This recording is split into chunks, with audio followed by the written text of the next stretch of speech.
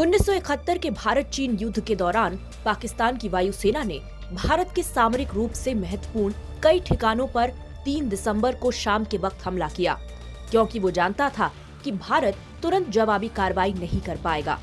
लेकिन भारतीय फौजें तैयार थीं और अगले ही दिन से भारत के जवाबी हमलों ने पाकिस्तान को संभलने का मौका ही नहीं दिया। भारतीय वायुसेना ने जहां पूर्वी सेक्टर पर पूरी तरह से नियंत्रण पा लिया था, वहीं पश्चिम में वायुसेना ने पाकिस्तान पर दबाव बनाए रखा।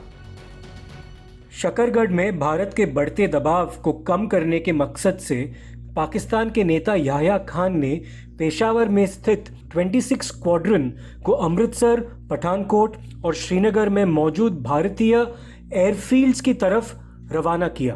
पाकिस्तानी वायुसेना ने 14 दिसंबर को जब पीर पंजाल पर्वत श्रृंखला को पार किया, तब भारत ने ऐसे लड़ाकू विमान के जरिए, जो कि उस वक्त श्रीनगर एयरबेस पर मौजूद थे, पाकिस्तान को करारा जवाब दिया। Flying officer Nirmaljit Singh Sekhon 18 squadron का हिस्सा थे और कुछ ही वक्त पहले अंबाला से श्रीनगर आए थे। श्रीनगर घाटी में रेडार नहीं थे, जिससे दुश्मन सेना के हवाई हमलों की जानकारी मिलने में समय लगता था और पाकिस्तान इस बात से वाकिफ था। भारत की इसी कमजोरी का फायदा उठाने के मकसद से पाकिस्तान ने 14 दिसंबर की सुबह श्रीनगर एयरबेस पर हमला किया। फ्लाइंग ऑफिसर निर्मलजीत सिंह सेखों और फ्लाइंग लेफ्टिनेंट बलधीर सिंह घुम्मन उस वक्त 2 मिनट के स्टैंड बाय पर थे। जैसे ही पाकिस्तानी सेबर विमानों ने श्रीनगर एयरबेस पर हमला किया, दोनों ही पायलट्स ने तुरंत सेबर्स के हमलों को नाकाम करने के लिए अपने नेट विमानों से उड़ानें भरी।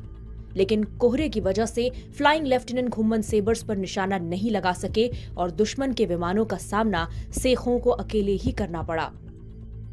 वो आसमान में थे जब उन्होंने 4 सेबर विमानों को देखा। उन्होंने उनमें से एक पर हमला किया। वो लोग जो उस वक्त श्रीनगर एयरबेस पे मौजूद थे बताते हैं कि उन्होंने विमान के पंखों पर आग देखी। भारत कहता है कि उन्होंने एक सेबर को ध्वस्त किया और पाकिस्तान इससे इनकार करता है।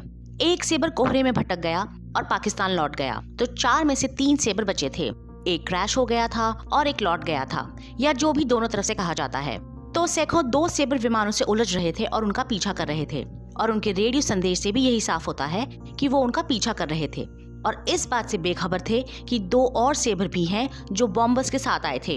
इन 2 सेबरों का मकसद बम गिराना नहीं, बल्कि जो सेबर हमला करने आए थे उन्हें सुरक्षा देना था। एक सेबर जिसका सेखों पीछा कर रहे थे, उसका असला खत्म हो गया और उसने मदद के लिए गुहार लगाई, और तभी ये 2 सेबर वहां पहुंचे। सेखों को लगा कि उन्होंने एक को मार गिराया था और एक लौट गया था और एक का असला खत्म हो गया था, तो वो काफी निश्चिंत थे। उन्होंने अपना बाहरी ईंधन भी गिरा दिया था, जिससे उनका विमान काफी हल्का हो गया था। उसकी गति बढ़ गई थी और वे तेजी से विमान को मोड़ने में सफल हो रहे थे। लेकिन तभी ये 2 सेबर भी इस लड़ाई में शामिल हो गए और तभी उनके विमान पर भी हमला हुआ। उनके विमान में पीछे आग लग गई थी और उनका आखिरी रेडियो संदेश था कि उन्होंने मुझ पर निशाना लगा दिया है, जी मैन आओ और इन पर हमला करो। ये उनका आखिरी संदेश था।